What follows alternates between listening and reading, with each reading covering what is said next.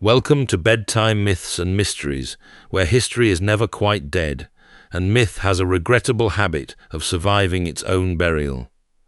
Tonight, we travel to Roman-era Egypt, to a cemetery at ancient Oxyrhynchus, modern Al-Barnasa, where archaeologists recently uncovered a mummy whose body carried something unexpected.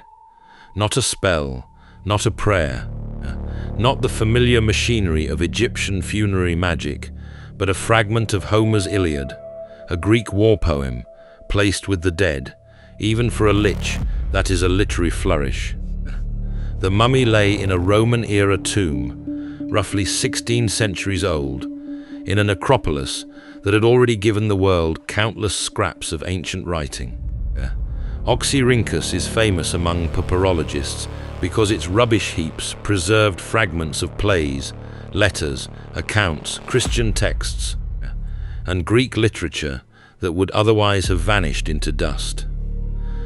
But this discovery was different. The papyrus was not simply found near a burial.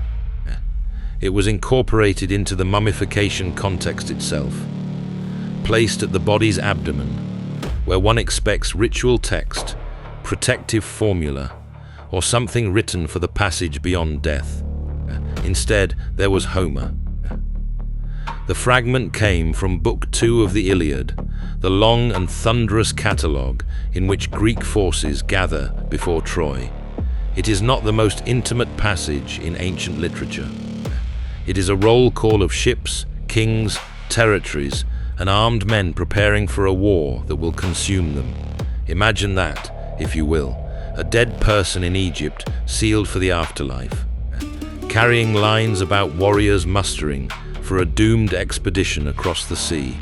One civilization's epic had become another civilization's funerary object. A poem about men going to war had been pressed against someone who had already gone somewhere quieter.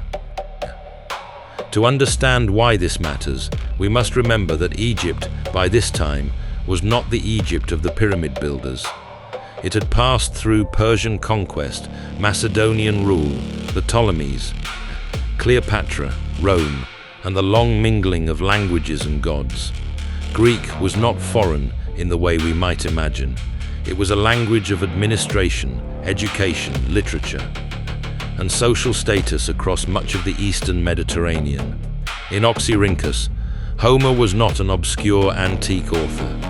Homer was the schoolroom, the cultural monument, the old thunder still recited by those who wished to sound educated at dinner. But schoolroom texts usually stay with the living. Funerary texts belong to the dead. That is where the discovery becomes deliciously awkward. Earlier, finds from similar positions in mummies had included Greek papyri with magical or ritual content, which makes sense. A charm placed on a body is doing a job. It guards, opens, commands, petitions, threatens. A literary fragment does not announce its function so obediently. It merely lies there, like a page torn from a library and carried into the underworld without explanation. There are several possible explanations, none of them certain. Perhaps the papyrus was reused because papyrus was useful, and not every ancient object enjoyed the sentimental protection we grant it now. Old writing could become packing, wrapping, cartonnage, or stiffening material. Humans have always been capable of treating tomorrow's priceless artifact as today's convenient scrap. I say this with affection, of course. Some of you use hardback books as monitor stands, yet the placement makes simple recycling feel unsatisfying. If the papyrus was deliberately set on the abdomen as part of embalming, then somebody chose it, handled it, and placed it where a protective text might have been expected. Perhaps Homer had acquired a ritual weight of his own. Perhaps the authority of ancient poetry, the prestige of Greek letters, or the martial grandeur of the Iliad made it suitable for accompanying a soul into whatever came next. Or perhaps the deceased, or the family, wanted to be remembered as part of that Greco-Roman world. Educated, literate, touched by the old heroic language. There is a more human possibility too. The fragment may have meant something personal. We do not know the dead person's voice, profession, beliefs, or favorite lines. We do not know whether they heard Homer as a child, copied verses in school, listened to recitations in a courtyard, or owned a scrap of text because it had passed through too many hands to count. Archaeology is often accused of resurrecting the dead. It does not. At best, it opens the door a finger's width and lets us see the objects they refused or forgot to leave behind. And what a strange object this is. Not gold, not a jewel, not a royal name. A fragment of a poem already ancient when the mummy was made. Bearing a story of men who sailed toward glory and found ruin instead. The Iliad is not really a song of victory. It is a song of rage, loss, fragile bodies, and the terrible machinery of honor.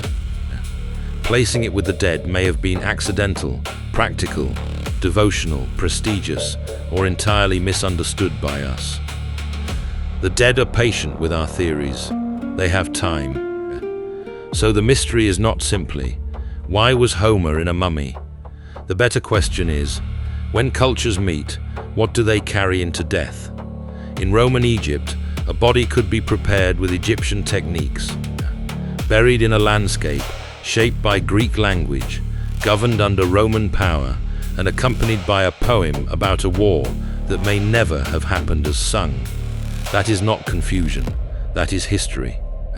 Layer upon layer, wrapping upon wrapping, until identity itself begins to look like linen. The fragment from Oxyrhynchus leaves us with a scene more unsettling than any curse. A mummy lies silent. Its body is prepared for eternity. Against it rests a page from a story of ships gathering at the edge of violence, men naming themselves before fate erases them. Perhaps the papyrus was a charm. Perhaps it was rubbish. Perhaps it was memory. But somewhere, 1600 years ago, someone placed Homer with the dead, and the dead kept him. If tonight's journey into the grave has pleased you, or at least made your bookshelf feel slightly more accusatory, then like, subscribe, and join us again at Bedtime Myths and Mysteries. There are many ways for a story to survive.